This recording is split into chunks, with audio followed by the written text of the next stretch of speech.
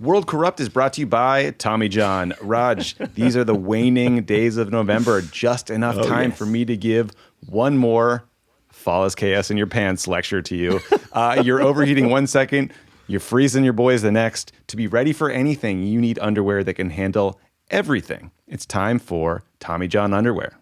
I can now attest to this personally, from personal experience, because, well, I've been wearing them during every US men's national team game this tournament. I've soiled at least 3 pairs a game. When you're wearing Tommy John underwear, you are that much more comfortable, so you can do everything better, including soiling yourself. Name a problem with other underwear, and Tommy John has solved it. Well, my problem was that before Tommy John, I wasn't wearing any. Am I sharing too much? No. There you go. Problem solved. Tommy John's, a breathable, lightweight fabric, has 4 times the stretch of competing brands. They come with a no wedgie guarantee, thanks to a non-rolling waistband and legs that never ride up. Plus, they feature a horizontal quick-draw fly with over 18 million pairs sold. People love Tommy John underwear. That's why Tommy John doesn't have customers. They have fanatics. Plus, everything's backed with Tommy John's best pair you'll ever wear or its free guarantee. Go to TommyJohn.com/world. Go right now for 20% off your first order. 20% off at TommyJohn.com/world. TommyJohn.com/world. See site for details.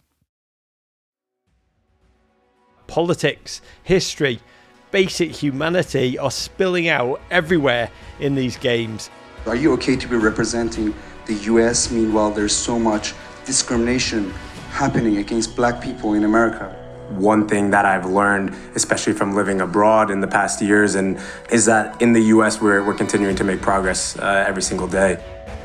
For the 2026 World Cup, I just hope that our response as a nation is to realize that we're not above reproach and to deal with criticism more like Tyler Adams than FIFA.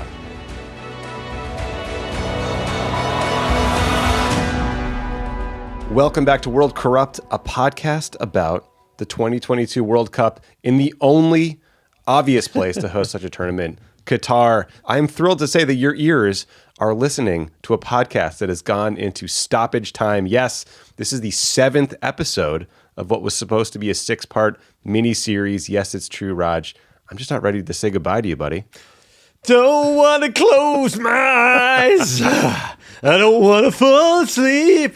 Because I miss you, Thomas. Oh, and I don't want to... By the way, how have you not changed your name officially to Tommy John?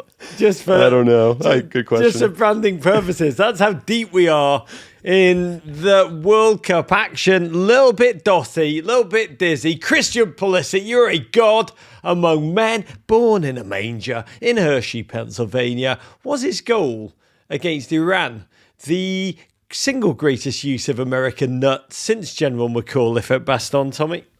Okay, so I had to Google this one. General McAuliffe, listeners, is famous in army circles for replying with just one word to a German demand that he surrender. That word was nuts. Inspiring stuff, Raj, but I know that if General McAuliffe can survive the Battle of the Bulge, then Christian Pulisic's bulge can make it through this one. But I digress. Incredible performance by Christian and the U.S. men's team in their win over Iran. But we'll get to that in good time. And speaking of not getting ahead of ourselves, as I said earlier, this is the 7th episode in our series. If it's your first time listening, we are thrilled to have you, but we would highly recommend you go back to the beginning to hear about FIFA's history, their corruption, Qatar's atrocious human rights record, and the many, many other reasons Qatar should not be hosting the World Cup, and then what teams, players, and fans like us can all do about it. But today, in this stoppage time special, which likely won't last as long as, I have to say this, the extraordinarily random and enormous amount of stoppage time referees are just ad-libbing at this World Cup. We're going to talk about the World Cup coverage, how Qatar has fared as a team in this competition. Spoiler alert, not good. And also as a host, spoiler alert, not good at all. And the political protest free-for-all that's emerged as a result as the tournament rumbles on. The on and off the field competition between the United States and Iran. We'll briefly ponder what it will feel like when the world's eyes are trained on the United States when we host the 2026 World Cup along with Mexico and Canada in just 4 years' time. Tommy, a lot to get through. Are you ready? I'm ready. Eager even, like Cristiano Ronaldo, ready to grab a bag of cash from the Saudi government. But Enough about that. If we add any more topics, Raj, we will have to record a penalty kick episode. And if it does go into penalties, got some news for you, Thomas. The Germans, they'll inevitably win. 9. Okay, back to business then. So Roger has been strapped. German Tommy is probably not one of my top 10 favourite Tommies, I gotta tell you. That took me by surprise, that 9. So Raj, as you can tell, who's listening or watching him, he's been strapped to a TV like the guy in the Clockwork Orange since this tournament started and has seen every game. And again, Raj, I'm amazed at your stamina. I know what it's like down there in the podcast content mines. The casual listener probably looks at us, they see what we do, and they think, that's not hard. You know what? And they're right. But those Men in Blazers live shows, I know they take a lot of energy and preparation, so I salute you from here. My ability to feast on football, though, was helped enormously by the Thanksgiving week timing. It has gotten to the point where Hannah, my beautiful wife, officially finds it annoying or finds me annoying. How's it all going in your house, Raj? My house I've not really seen a lot of. We have been on tour. We are going from sea to shining sea. We're in the middle of a coast-to-coast tour. We were in... I can't even remember the cities. They're all wonderful. There's like Philadelphia, DC. I think I was just in Austin for several days. Mm-hmm. We're headed to Nashville any minute now. Atlanta, Los Angeles. We're coming for you. And it is a bit insane. The tour aspect, it's like we're like a band on the road, which is grueling in itself. But we are like a band on the road. And because we're responding immediately to the on the field, the off the field, the football, the geopolitics in real time, we're like a band who is writing a new album every bloody night. But the energy, the different cultures, the remarkable cities, just the passion, the joy is what is driving us at this moment. And I will say America has most certainly got and I'm not a doctor, but I diagnose a nasty case of World Cup fever, which is just a joy. It's like a wave that we're surfing. And I do feel, you asked me how is it my house? I've been here for a couple of hours. I got home at 1 o'clock last night. My dog, Martin Scorsese, welcomed me home alone. At 1 a.m, he'd done a massive crap in his cage. It was really the hero's welcome. But I'm now legally married to the World Cup. I even had the Universal Life Church minister do the honours and everything. Luckily, my partner, Vanessa, is proper football. She has watched her fair share, as have all my 4 children. And the tour has meant that they're able to do so in the right spirit, in which sport's meant to be enjoyed, and not with me screaming at the television and changing my soiled Tommy John several times a game. I'm not too proud to admit it, starting with the pre-game, if I'm being honest, Tommy. Yeah, I think I'm actually an ordained Universal Life minister myself. I did a wedding once. Anyway, enough about me. I have not watched a lot of the pre or post game on Fox, Raj, in part because I don't want to catch a case of Alexi Lawless. But what have you made of the coverage so far? It's been a touch controversial. It has been a touch controversial. And what's troubled me the most about it is not so much the way Fox have treated the political portion of the competition, but really the fact that they have not covered it at all. And it was Ben Strauss at the Washington Post. He wrote a piece right before the World Cup where he reported that Fox would not touch anything geopolitical. And ultimately, he uncovered that they were doing it for a reason. Reason being Qatar Airways, yes, Qatar's state-owned airline, stepped up to serve as a major sponsor of the network's coverage. In fact, made sure they had enough money to actually take the broadcast over to Qatar, where they were going to do it, I think, from LA. So essentially, our American broadcast content is being underwritten by the Qatari government itself. So Fox have chosen to completely ignore anything even tangentially connected to the geopolitical stories, even the ones that are undeniably and intrinsically linked to the football itself. None of the human rights stories, the armband wars, or even the United States and Iran having such an insane international fracas ahead of their game, which we will discuss, where press conferences became conversations about race and inflation in America. And Fox's reporters would do these eerie instant reactions where they airbrushed out any disharmony. You wouldn't even know anything was going on. Instead, they've kind of chosen to feed us up a steady diet of, and I crap you not, falconry. Yeah.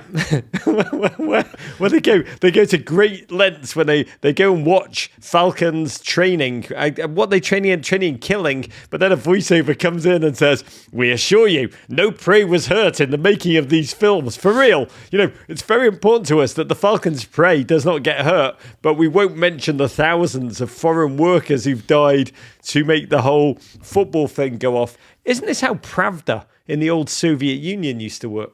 It's got some Pravda vibes. Yeah, it sounds like the Falcons were just like playing tag in the desert with the little creatures they impale with their talons. That's how this I'm goes. not going to hurt you. I'm just going to kill you.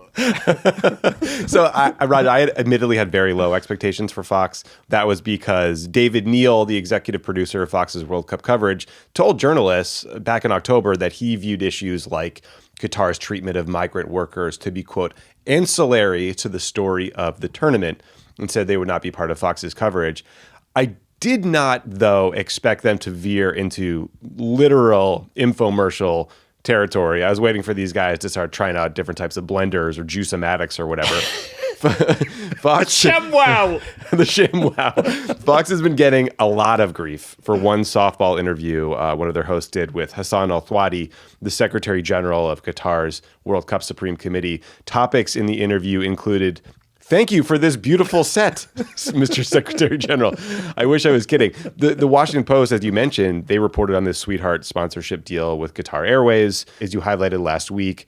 All of this stands in really stark contrast to some of the great coverage you've seen. The BBC has done a great job. A friend of the show, Tariq Panja, continues to report on the plight of migrant workers in his coverage for the New York Times. I know Telemundo said they were going to cover these off-the-field issues. So Fox's coverage aside, though, Raj, I have been pleasantly surprised at just how much airtime the issues around Qatar's human rights records got into the run-up, at least in the U.S. I get the sense, people I talk to, it seems like there's a widespread understanding that Qatar was a bad choice to host this tournament for a variety of reasons.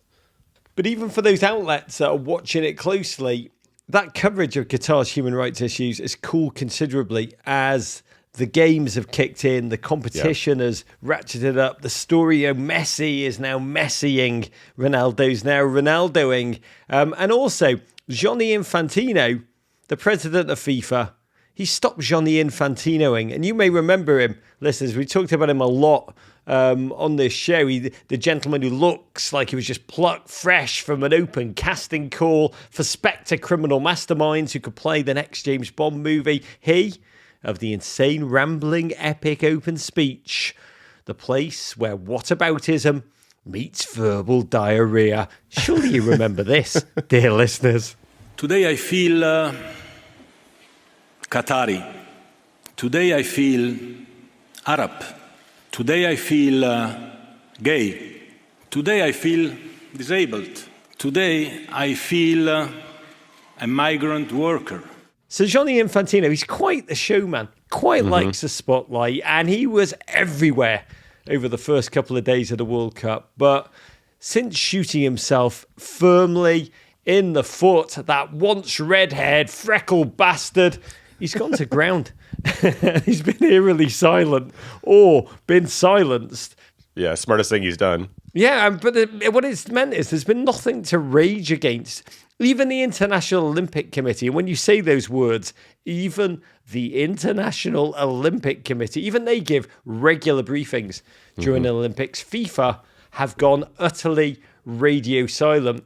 And I also think there's a moment we talked about last week when the German national team played their opening game against Japan and the players lined up in their traditional formation for that pre-game photograph. And as the camera was about to click, all 11 players covered their mouths with their right hands in a coordinated gesture. Their coach, Hansi Flick, later said it was a sign from the team, from us, that FIFA is muzzling us. And there was one problem. The team went and lost a shock result, 2-1. And rather than be applauded by their home fans for stepping up in the moment, the act drew an incredibly mixed response. Viewing figures, it should be said, have been incredibly low, unusually low in Germany. There are a lot of fans in the German football, the Bundesliga. In the run-up, you may remember, huge number of banners, boycott Qatar, huge demand amongst the hardcore fans for their team not to go. So from their perspective, the gesture was too late and an empty one because they were playing and they shouldn't have been. And then there was an element of society that was just like, oh my God, you did it. You did the gesture and you lost. And I don't know how you say shut up and dribble in German. Is it die Klappe halten und dribbeln? So whatever it was shouted loud, aggressively, so aggressively that German star Ilkay Gundogan, who's an incredibly thoughtful bloke, he quickly announced, quote, the politics are finished, and that from now on the team would just focus on the football and celebrating. And that loss almost served as a cautionary tale, as it did for Denmark. You may remember them, listeners. They have the monotone jersey where they said we'd mark the fact that we want to play a World Cup, but not in Qatar. They too crapped the bed. 2 impotent losses. They got their wish, bounced out of the tournament, leaving a lot of their fans wondering if their players were just totally distracted. So especially as we entered this Squid Games-esque portion of the group stages where teams start to be eliminated, the players become locked into their football and football only, Tommy. And there's still, off the field flare-ups of Qatar's never-ending war on the rainbow. Damn you, rainbow, you artificially non-natural thing. But the footballers, they've gone completely stump. Being mad at rainbows, I think, is comically funny to me. I like who's next, right? Sunsets, fjords. It's how we lost the unicorns, apparently. That's right. The unicorn vote is gone. I think on Wednesday of this week, so the day before we're recording this, FIFA, who are nothing if not experts at comedic timing, finally gave a public assurance that rainbow items and banners supporting protests in Iran will be allowed into stadiums, just in the nick of time for all of those fans who have been harassed by the Qatari security forces. God, I giggled then because we laugh or else we cry. Iran played games and there were just so many fans trying to bring Persian flags in, bringing women life freedom flags in, and the Qatari security cracked down on all of them. And while I'm sure, because I try and be a good-hearted person and believe in people, that the announcement was intended to go out before the tournament, it just got stuck in Gianni's inbox. I hit send, but I must have had no service. I'm so sorry. It's a laughable gesture because almost the moment Iran went out, 1 week into the tournament, their fans will actually have no chance to show their banners, to parade their slogans to the world because their national team will not kick a football again at this tournament. I really did feel for those Iranian players, and we'll get to that game in a bit. But speaking of teams that were eliminated, the very first to meet that fate, Raj, was Qatar, I believe. Now, is that a good showing or a bad showing for a host country? Is that a leading question, Your Honour? You tell me. Oh, Tommy. Qatar were the first team to be kicked out of the tournament. How do I put this? After they'd only gone and spent over $220 billion to host the tournament in the first place and chipped in over $2 billion more into developing elite football players in a hothouse laboratory. I mean, scientifically loaded youth development academy. It's called the Aspire Academy. We talked about it in episode 3 about the Qatari quest to build the Qatari Messi.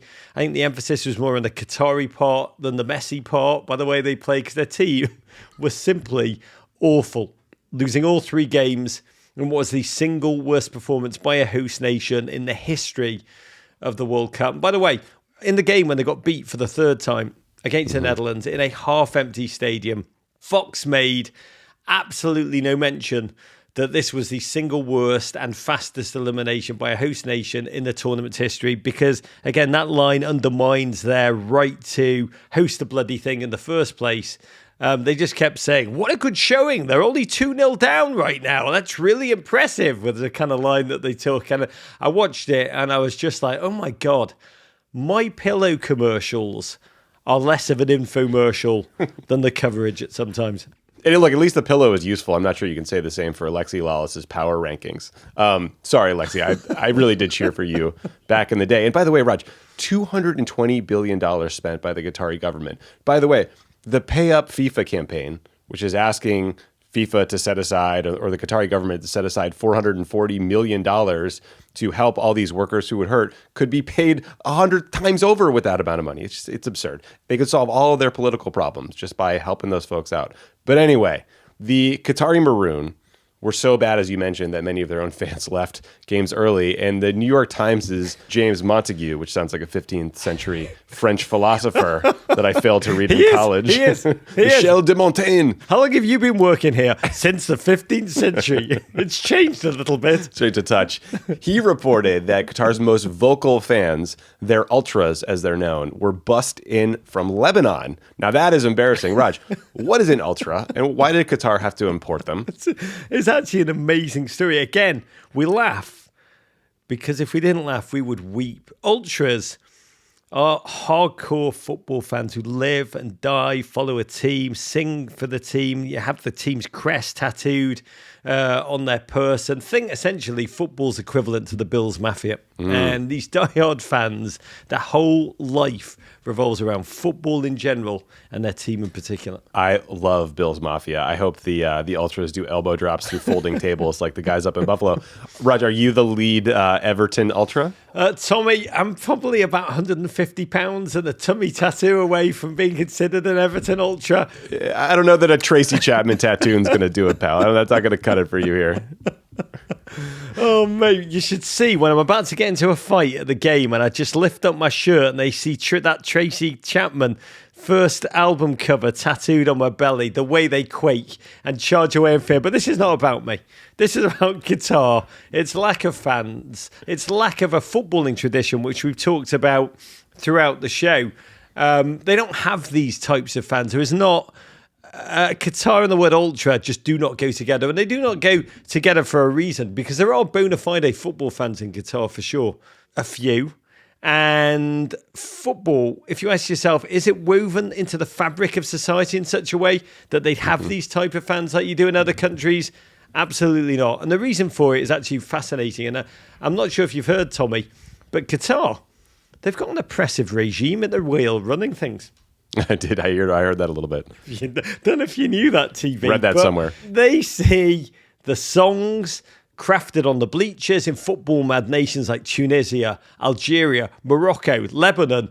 They see them as a threat, not just to football, but they see to their very standing, because the football fans have chants that have often been the soundtracks to anti-government protests, and so often football fandom is deeply connected to uncontrollable revolution, to uncontrollable dissent. And because Qatar wants to squash these movements before they occur, they're a nation that simply will not tolerate any kind of organised football fandom. Look, and in fairness, right, there's not that many people in Qatar to begin with, so maybe the lack of support is explainable or understandable, which is, I'm sure, what the Qatari government did per usual. They were open, they were candid, they admitted to the world that they were paying off these folks. There was transparency, right? Close, Tommy. Instead, the New York Times reporter, who sounds like a 15th century French philosopher, he realised that in watching Qatar's first game, where there was probably like 1,000 fans all wearing the same shirt, a maroon coloured shirt with Qatar in English and Arabic, and they were so passionate and they were so organised and they chanted, and long after all the other Qatari fans had left, they kept bringing it. And he noticed they've got lots of tattoos. And he also knew enough to say, that is not common for Qataris. So he went, spoke to them, and it turns out, well, here's the backstory. The Qatari organisers of this World Cup were terrified that their team would take the field and have absolutely no atmosphere. So they did the logical, rational thing. They started to scout fans, recruit fans in nearby Arab countries. They particularly like the Lebanese clubs. And they went out there and almost auditioned them, these ultras, offered them free flights, accommodations, match tickets, food, plus a small stipend. I feel like I'm doing the sale, closing the deal now, to bring essentially ultra culture, import it to Qatar's World Cup games. These fans were essentially mercenaries. So the fans that we keep seeing on the broadcast, they keep showing these maroon shirts, the ones with Qatar written all over them, so excited for their nation, so excited. They're not Qatari football fans at all. They're essentially They're essentially paid actors, extras. And now some of the fans quoted in the New York Times, they do say that as Arabs, it's their job to support a fellow Arab nation. But the entire thing, this whole story, is just given off, almost reinforced that stink of artifice and engineered atmosphere and just the complete artificiality and sterility of the whole thing. I think in the TV biz, they call it Atmos. I bet there are a lot of migrant laborers in Qatar who would have loved a stipend. They would have loved an afternoon off and a free ticket to a game. But, I guess that wasn't the image that Qatar wanted to portray.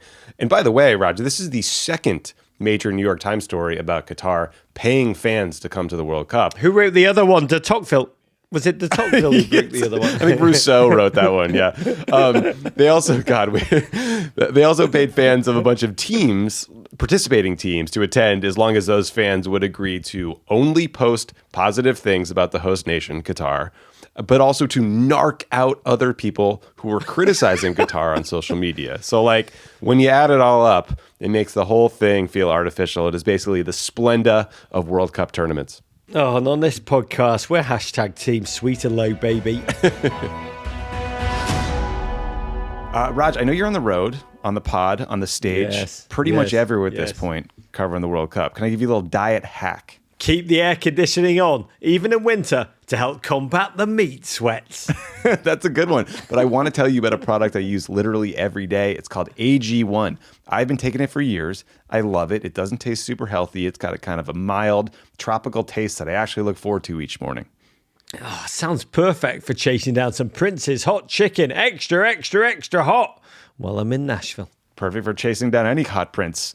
You hear that, Harry? It's time to reclaim your health and arm your immune system with a convenient daily nutrition. 1 scoop in a cup of water every day. That's it. No need for a million different pills and supplements to look out for your health. To make it easy, Athletic Greens is going to give you a free 1-year supply of immune-supporting vitamin D and 5 free travel packs with your first purchase. All you have to do is visit athleticgreens.com/corrupt. Again, that's athleticgreens.com/corrupt to take ownership over your health and pick up the ultimate daily nutritional insurance. Do you think AG1 is Merrick Garland's personalised license plate? Are you self-conscious about your smile due to stains? Like me.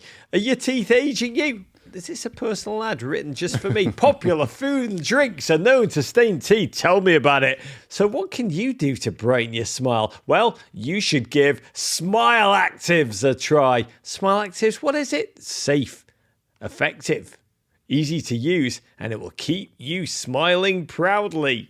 Raj, I've been using Smile Actives for a long time, and I can say this is a product I really do like. It's simple, it's easy to use, and it helps me feel less conscious about that second and third and maybe fourth cup of coffee in the morning. Does it work on wooden teeth? I'm asking for a friend.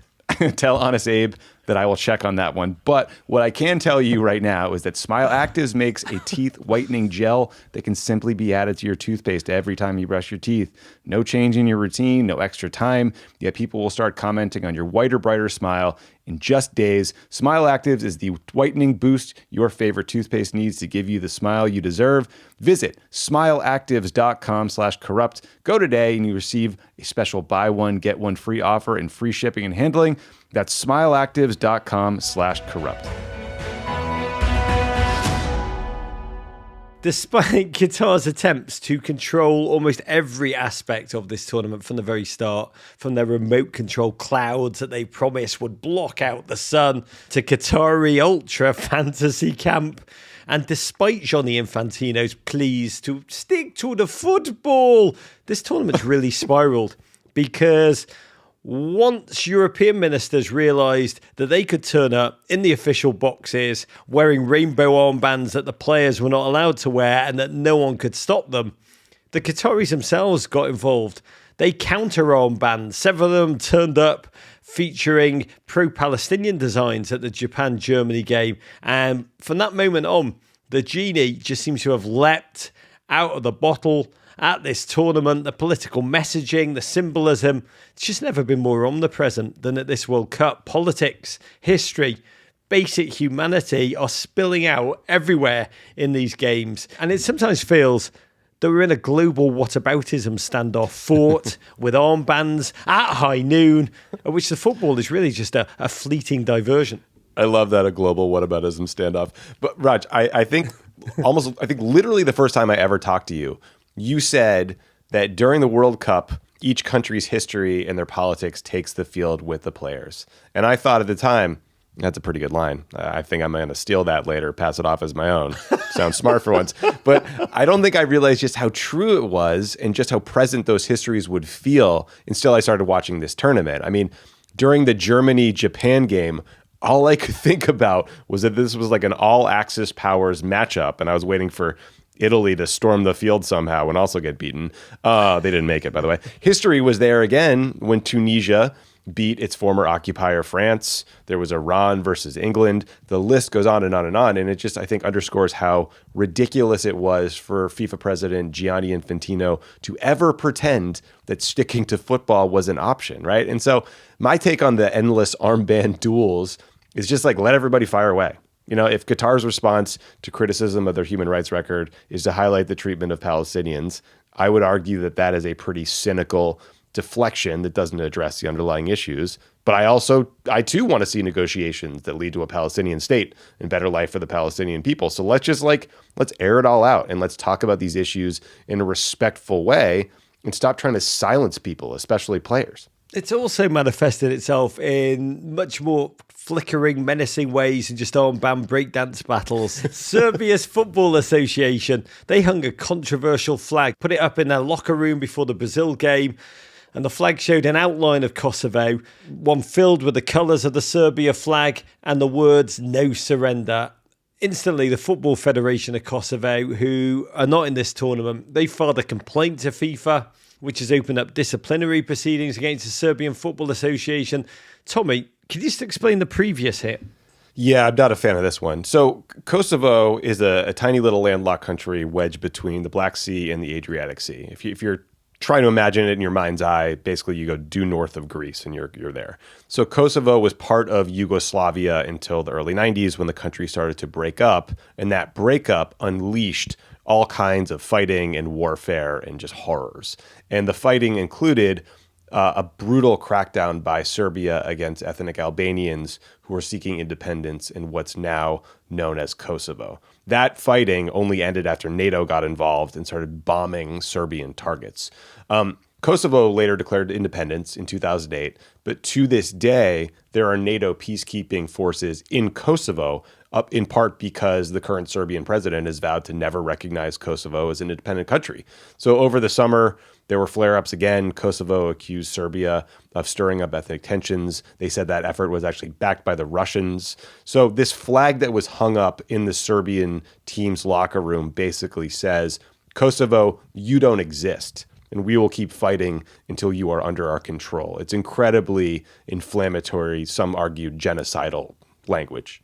There's another instance which really laid me low, also from the Balkans, but also hitting slightly closer to home, as it involved a beautiful, beautiful bloke, the Canadian goalkeeper, Milan Borjan, who those of you who have watched this lovable Canadian collective will know is a sweet, sweet bloke who has a penchant for wearing sweatpants, not just shorts, and occasionally pulls on a hood that just adorbs because it makes him look very slightly like Cornholio from Beavis and Butthead. And Borjan was born in Croatia in an ethnic Serb region that was part of the conflict that split the former Yugoslavia in the 1990s. And Tommy, I'm going to need you to bring us up to speed on this. Yeah, listen, unfortunately, Roger, this incident dates back to that same Pandora's box of horrors that was opened up by the breakup of Yugoslavia. Borjan is an ethnic Serb, but his family lived in a town in Croatia that was mostly populated by Serbs. You know, there were little enclaves, sort of ethnic enclaves all around the region.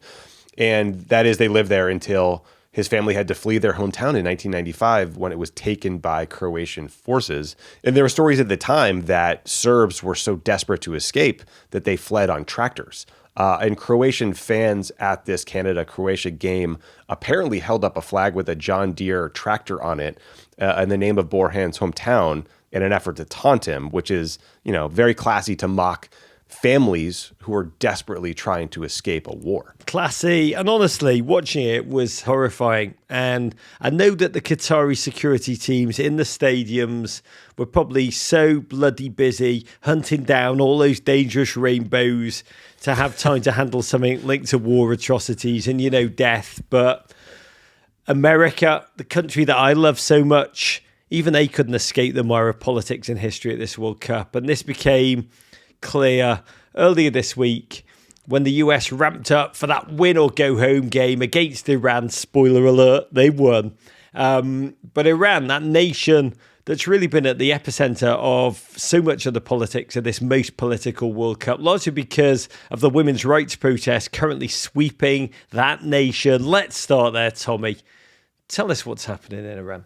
Yeah, I mean, we touched on this a little bit last week, but, Iranians have been out on the streets protesting since September when a young woman named Mahsa Amini was murdered by Iran's so-called morality police. I can't bring myself to call them the morality police because they're really just thugs who harass and arrest women if they believe they aren't dressed conservatively enough, like if a little bit of hair is showing from under their headscarf, for example.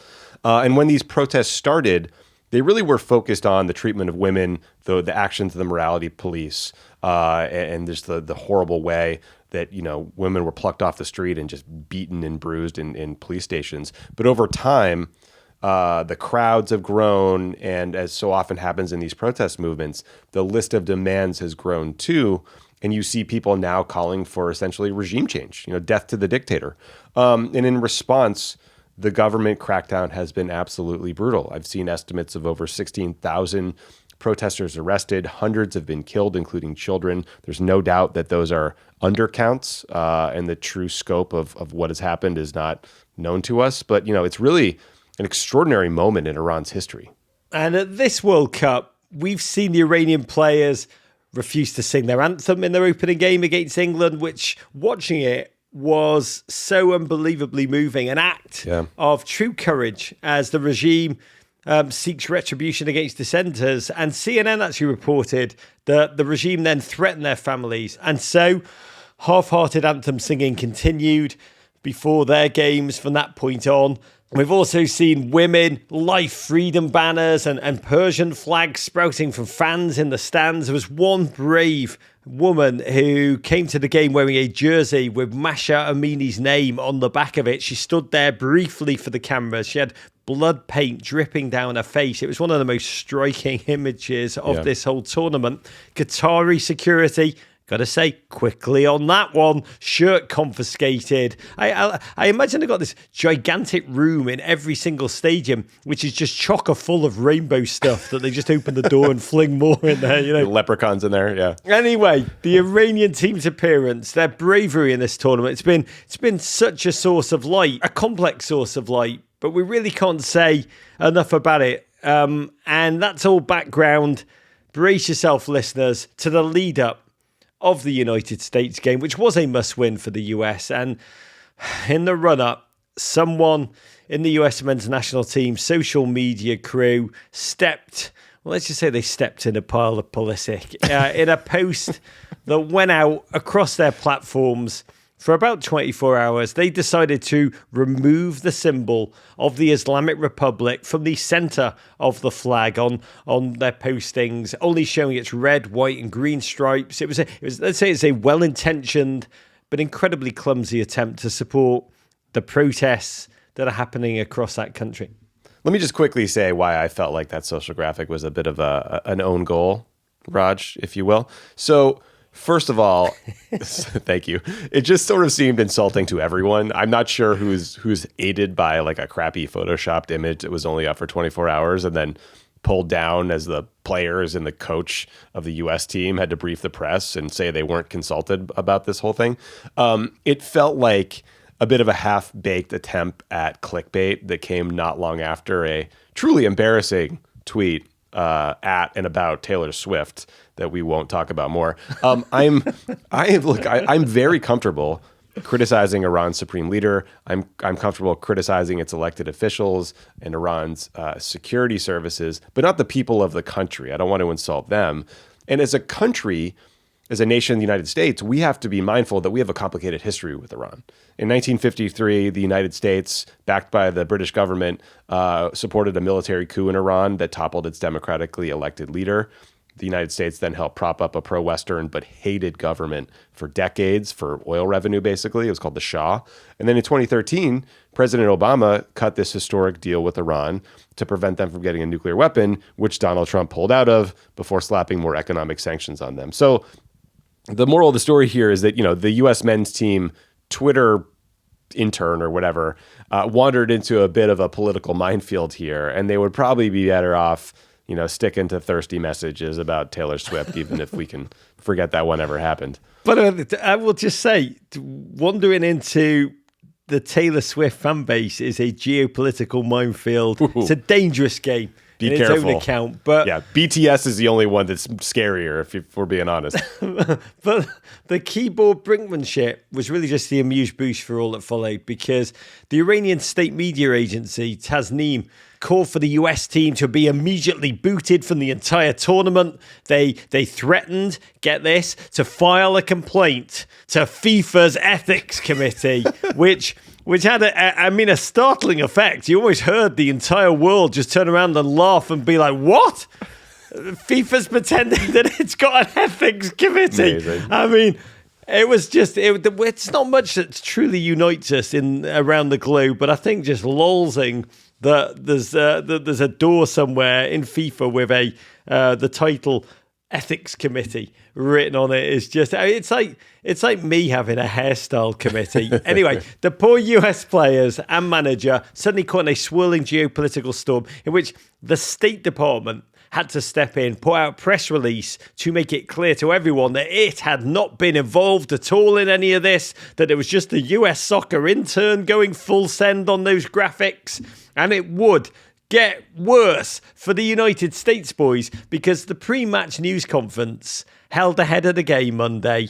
In it, Iranian journalists engaged our 23-year-old captain, Tyler Adams, from Wappingers Falls, in an exchange that quickly went global. Tyler, this question is for you. My name is Mila Javamardi from Press TV. First of all, you say you support the Iranian people, but you're pronouncing our country's name wrong. Our country is named Iran, not Iran. Please, once and for all, let's get this clear. Second of all, are you okay to be representing a country that has so much discrimination against black people in its own borders? And we saw the Black Lives Matter movement over the past few years. Are you okay to be representing the US? Meanwhile, there's so much discrimination happening against black people in America. My apologies on the mispronunciation of your country. That being said, there's discrimination everywhere you go.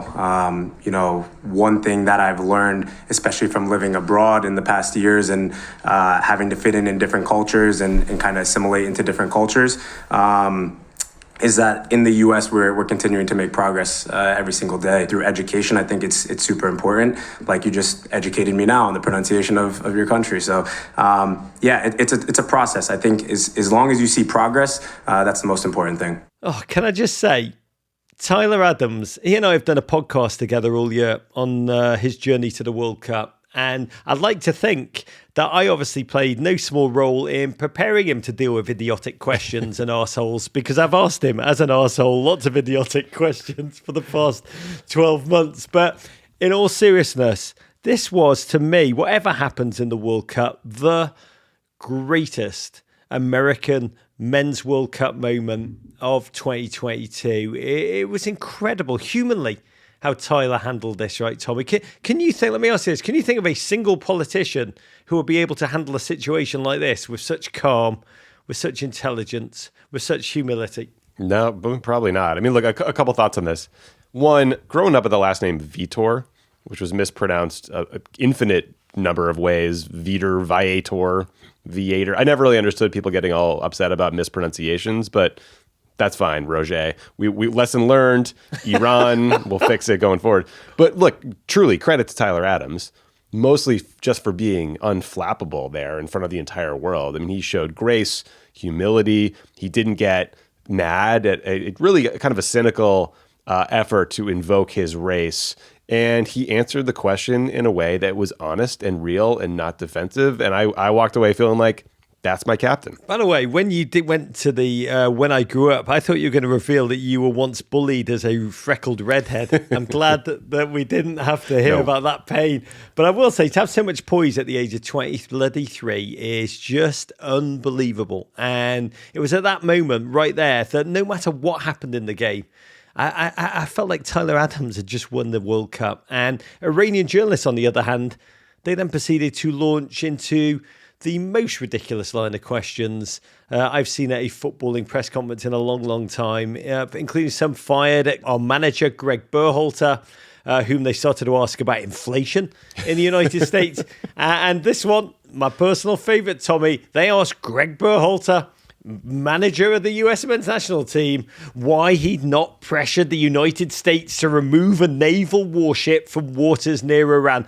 Tommy, Greg's a gent who still has yet to come up with an effective corner kick routine. So this was a little bit farcical, but I need to know, who are these reporters? I love that so much. Coach Greg, why won't you get the USS Harry S. Truman out of the Strait of Hormuz? It's a fair question. So these reporters, let's do the air quotes here for those who are watching at home. They were from Iran's Press TV, I believe. And the thing to know about Press TV is they are not press. Even the name is Orwellian. It is state-run TV. I believe they are the only organization legally allowed to broadcast radio and TV in Iran. And Press TV is owned by an organization who is run by a guy directly appointed by the supreme leader of Iran. So they take orders from the top. We used to have to deal with these guys all the time back at the White House. There was an old Russian dude who pretended to be a reporter when everybody knew he was a spy. None of us ever saw him file a story, Raj. It wasn't like a great cover. But yeah, it's a real pain. Is his name Piers Morgan? That's way too harsh. We don't want to clean up another international incident here that will be handed to Tyler Adams. Basically, Iranian Press TV guys, they are propagandists, right? So they are more Sean Spicer than Wolf Blitzer, if you get my drift. Yeah, Wolf would never, Tommy. But Tommy, you've worked in that White House when all this is going down. A social media post gone awry that gets the attention of the Iranian government. Iranian reporters asking Triple G, Greg Berhalter, about US military strategy. You know, gunboats. One tiny tweet, and suddenly, like I just imagine like gunboats rotating their direction of trajectory. What happens at an actual diplomatic level? Yeah, I mean, look, the State Department got asked about this. I mean, and I would all but guarantee that the person who has my old job at the White House on the National Security Council, they did too. I know that CNN reported that they asked State if they had coordinated on the graphic with the men's soccer team. They had not. But like when those questions come in, you actually have to run that question up the chain through the bureaucracy, and you have to make damn sure there was no coordination, maybe at a lower level that senior leaders weren't aware of, and have your facts straight. Because if you're wrong, this could turn into an even bigger conspiratorial mess. And I can tell you from experience that little things like this stupid Photoshop job can become big problems internationally quite fast. God, I would have loved if the State Department put out a press release just saying, we didn't have anything to do with this, but for the love of God, Berhalter, can you play Gio Reyna for more than 7 minutes? I will say, Tommy, throughout this series, our producers have been giving me not so subtle hints in the ad reads that they give me. Teeth whitening solutions, gut health solutions. I'm just waiting for Maury's witch read to round it all out. But this next one is a subject about which I know you do and I feel deeply passionate. It's about mental health. Damn right, Raj. This show is sponsored by BetterHelp Online Therapy. Unfortunately, life doesn't come with a user manual, so when it's not working for you, it's normal to feel stuck. Therapists are trained to help you figure out the cause of challenging emotions and learn productive coping skills. It's the closest thing to a guided tour of the complex engine called you. Right now, we're both living a lot of life. Tommy V and I will say that the one thing that's truly helped me get through challenging times is just simply verbalizing these issues. It really does help, and BetterHelp has connected over 3 million people with licensed therapists. It's a convenient, secure, and accessible anywhere. It's 100% online. You'll get unstuck with BetterHelp. Learn more and save 10% off your first month at betterhelp.com/worldcorrupt. That's BetterHelp, HELP.com/worldcorrupt. Support for World Corrupt comes from Wise, the universal account that lets you send, spend, and receive money internationally. With one account for over 50 currencies, who exactly is Wise made for? It's made for Austrians uprooting to Australia, Swedes safaring in South Africa. It's made for businesses in Tokyo and pleasure in Miami. It's made for grown men who can never remember where they put their credit card. Oh, that hits home. They never have cash and can never get their iPhone. Why has it been following me to register on the stupid electronic pay everywhere? Why do they make it so hard? Sounds like you got some stuff you could work on, Raj. But here's why Wise would be great for you. It's made for people without borders, people who believe that using your money should be easy, even if life gets complicated. You see, with Wise, you always get the mid-market exchange rate with no markups and no hidden fees, helping you save on currency conversion wherever your money takes you. Wise, it's the account that's made for the world.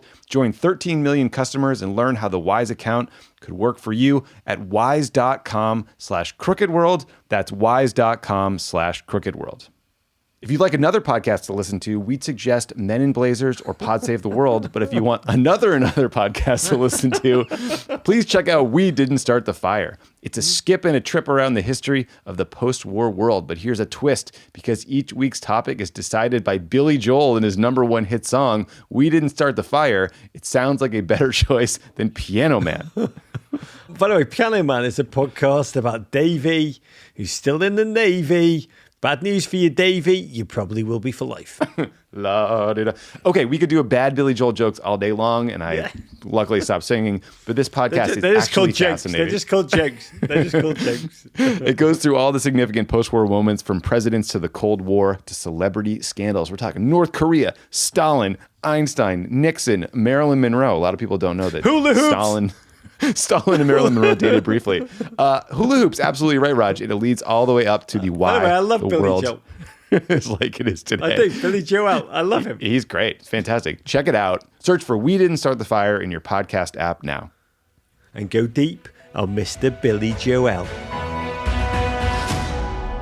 What I want to know is, where does all this leave us, Tommy? An event, the World Cup, which is meant to be filled with joy, global connectivity, meaning, but so rife, occasionally rancid, to be honest, with politics, and fast becoming even more political, because we love a bit of a recency bias at Men in Blazers. It is a currency in which we trade regularly, but this World Cup, it's been political before. Remember back in episode 1, we talked about Mussolini's 1934 World Cup, 1978, run by the Argentinian junta. And of course, 2018, Vladimir Putin's World Cup. But this is most certainly the single most overtly political World Cup I have experienced. And if we thought this one was political, projecting forward, what does that say about the next one? Which is, Tommy, I've just forgotten where it is for a second. Can you remind me? Right here, the U.S., Mexico, Canada. We actually, Los Angeles, Raj, we're going to get some games at SoFi Stadium. I'm very excited. Already planning where I'm going to sit, how I'm going to get there. I hope you can come visit. Oh, Stan Kroenke sitting there watching on like the Emir himself. And already journalists, European-based journalists, are pondering what that may look like after a mass shooting of Virginia that left 6 people dead. The New York Times' Tariq Panja, a gent who, as we mentioned earlier, he's covered this World Cup so bloody brilliantly. He quote-tweeted a news report about the shooting, and he said, these are his words. He said, such a regular occurrence there that it's now expected. Host of the 2026 World Cup wouldn't blame fans if they felt anxious about these events when thinking about whether or not to attend, end quote. And Tommy, that tweet, the foreign policy questions for Greg Berhalter, all of it got me thinking, what will the World Cup in our nation be like? What policy issues, both foreign and domestic, will serve as the sidecast to the football? Will we be the ones who have to prepare for the criticism? Will we be the ones who have to prepare for the scrutiny? So your question is basically, what will Fox not be reporting on? It's a lovely day here in Los Angeles. Yeah. Yeah. So look, Tariq is absolutely right. I mean, frankly, it's probably good for us to occasionally pause and try to look at ourselves from an outside perspective because, I don't know, maybe we could learn something. And you know what? Like teams, players, fans visiting the U.S. for the 2026 World Cup, they will have every right to be concerned about the fact that you can buy and walk around with a machine gun in this country. I mean, that is nuts. It is shameful, and the fact that we haven't done anything about it is shameful and deserves criticism. As that exchange with Tyler Adams showed, I'm sure critics will bring up America's history of slavery and Jim Crow and the systemic racism that still exists in this country to this day. That is a completely valid critique. I would not be at all surprised, Raj, if the pro-Palestine armbands make another appearance. Countries criticize the U.S. support for Israel. You could imagine calls from Latin American teams for the U.S. to apologize for the CIA's meddling in South and Central America during the Cold War. The list goes on and on. The point is, it's coming. And I just hope that our response as a nation is to realize that we're not above reproach and to deal with criticism more like Tyler Adams than FIFA and not trot out some greasy jerk like Gianni Infantino to run interference for us and try to silence people, right? Like freedom of speech is the core of who we are and should be the value that we are projecting at all times. And we will have a rainbow, just an arc, please God, from sea to shining sea. And with that, we bring this episode of World Corrupt to a close. Tommy, I know that we're both living a lot of life right now. I just want to wish you and your partner at this incredibly special time just health, joy, and human wonder, and your entire team at Crooked Media the best. You are a beautiful bloke. I've loved every single second we've spent together creating this series. And to be clear, dear listener, this is not us closing the door on the possibility of another episode once things settle down or once Gianni Infantino records some kind of diss track aimed at the kids who bullied him for being a ginge. But for now, everyone at Men in Blazers just wants to send you, and you in particular, Tommy, big love and courage. Thank you, buddy. I've truly loved doing this show with you. Your team over at Men in Blazers is extraordinary.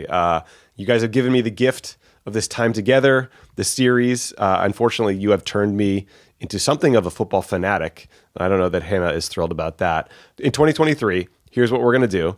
We're going to get those tummy tattoos, right? Tracy Chapman for you. We'll go to Mom for me, maybe, or something like that. We're going to go to Goodison Park. We're going to find the first guy who has a bad thing to say about Christian Pulisic. And then we'll probably make some jokes. I don't know. That's all we can do. But jokes aside, I sincerely do hope that we can link up again when the football is over. We can yap one more time about all the things we learned and loved and hated about this tournament. But until then, lots of love to you, Vanessa, your kids, your dog, and all the listeners who went on this journey with us. I'm grateful to all of you. And one last word, I'll say whatever happens when our boys take the field against the Netherlands, one of the few teams in this tournament that we have no geopolitical beef with whatsoever. It's just a joy to watch them, the men and the women who represent the United States, a diverse, eclectic, kinetic squad of wonder. And in this time of chaos, in this time of division, let's just marvel at them, because they are one of the few things that just, whoever you are, wherever you are, whatever you believe in, they really make us all dream, and they give us a sense of unity. And ultimately, that's the final thing I'm incredibly grateful for at this World Cup. Godspeed, gents. Courage.